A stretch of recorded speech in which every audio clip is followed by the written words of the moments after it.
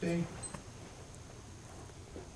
Well, Mr. Penn, it's nice to have a chance to talk with you about Target because let me begin by saying I enjoyed the picture very much. Oh, thank you. That's very nice. It's a real thriller and good people. Aren't they good? Aren't they good? And interesting locations and suspense and, you know. A lot of action. Yes. Yeah. Of course, you're quite noted for action scenes. I'm thinking back to Bonnie and Clyde, for one. Yes. Little Big Man and a few other films of that size. Does that add to you? In other words, what I'm trying to say is, when you're looking at a project, do you hope that there will be that kind of thing, that element? I really do. I really do. I like that part of films. You know, I think that's unique to films. I also work in the theater a lot.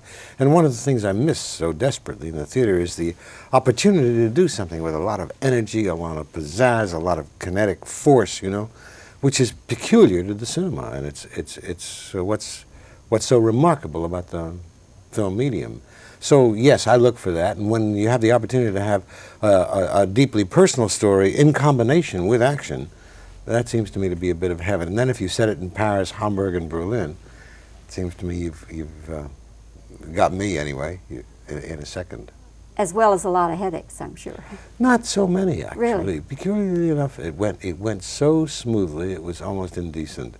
We had a very good time doing the film, and indeed it was an extremely easy film to make, given the complexity of the film. Was it just a coincidence that you and Gene ended up working together again? No, it's never a coincidence. it's if I can find a script where I can work with Gene Hackman, I will grab that off the top of the pile any day. And what happened here was the script wasn't even ready yet, and Gene was out in Seattle making a film, and I went out and saw him and said, "Look, here's a film I want to make. You want to make it?" And we had one dinner, and he said, "Yeah," and that was about it. And then I came back and I met Matt Dillon, and I said, "Listen, I got Gene Hackman and an action film written by Don Peterson. You want to do it?" And he said, "Yeah."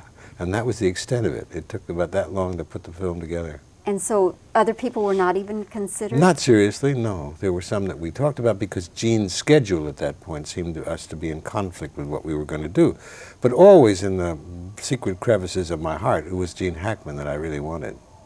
You know, I have followed films quite a few years, Mr. Penn, and certainly Gene's career. Yeah. And the more I analyze his work, I think that son of a gun could take any scene he wanted to. Am I right? Yes, you're absolutely right. He can do anything. He's one of the best comic actors, for instance, that we know, you know. And then go back as far as Bonnie and Clyde, go back to I Never Sang for My Father, to French Connection, to Superman, where he's playing high camp comedy, to the Frankenstein film with Mel Brooks, to the most passionate and deeply moving kinds of films. Gene is really in the very front rank of the very best American actors, if not, I wouldn't even qualify it, in the very front rank of the very best of actors in the world. Do you ever really give him direction as far as interpretation, or do you not need to? No, not really. I'll have an idea about a scene, he'll have an idea about a scene. We sort of exchange our views, and then he goes out and he just goes to work. And then when we finish, and I say cut, and he gives me a look, and I go, and he says, "I know what you mean. Yeah, got it." And he'll try it again in another way. And we have a kind of body language that people are sort of amazed at on the set. We very, very rarely exchange really complicated, long talks. It's not necessary. Now, what about with a young actor like Matt Dillon? And let me just say that I think Matt comes off very, very well in this Doesn't he? film. Doesn't he, Yeah. though? Well, with a younger actor like that, and somebody I don't know nearly as well as Gene, it took me just a little bit longer to work with him, to get him at ease, because with all due respect, it's not so easy for a 20-year-old young man to be on the same set with Gene Hackman and in Europe and, you know, suddenly drop down in the middle of a major film like this. But with a little bit of stroking and a little bit of easing and walking him around and talking a bit, we relaxed him, and then he was off and running. And within a few days, he was perfectly at home. He didn't particularly then, throughout the film, feel intimidated by Gene? Oh, I don't think so. I don't think so. No, Matt's, no, he wasn't intimidated, and Gene's is not intimidating with other actors. He's enormously supportive and very helpful. Was Victoria your idea? No, it was David Brown's idea, and I can't figure out where in the world he got it from. But he said, "I want you to meet somebody," and this absolutely extraordinary-looking woman came walking into the office, and then we started talking, and she told me the story of her life, which is that extraordinary story of coming here, her father being the U.S. naval attaché in Moscow, and her mother having been in a concentration camp in the Soviet Union. And I said, "Well, have you ever acted?" And she said, "Oh, excuse me, but I was a star," you know, and she was indeed a big star in Soviet films, as you can see from that extraordinary face. And so it was, you know, that was the pleasure of also working with a kind of international cast. Yes, she has almost a Bergman quality, doesn't she? Yes, she does. She's a first-rate actress, absolutely first-rate. Yes. Well, Mr. Penn, the time has gone all too quickly All here. too quickly for me too. But congratulations on Target. I hope it does the big business that I think it will. Thank you. Enjoyable film. Nice interview. Mhm. Thank you. Mhm. Now,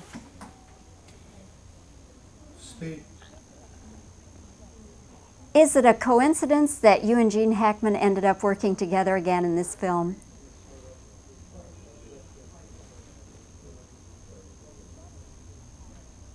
In studying Gene Hackman's films through the years, I get the feeling that that son of a gun could take any scene he wanted to take. Do you think so?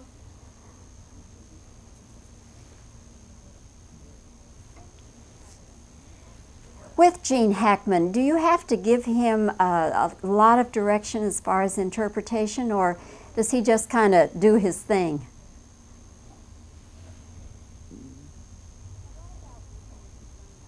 Now, what about working with a young actor like Matt Dillon?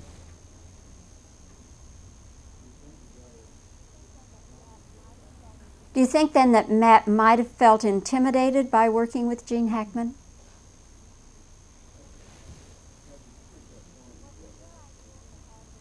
Was it your idea to have Victoria in this film?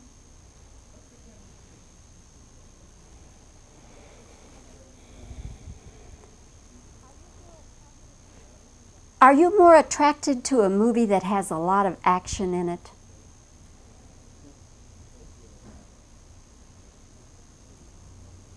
Okay, just some reactions now.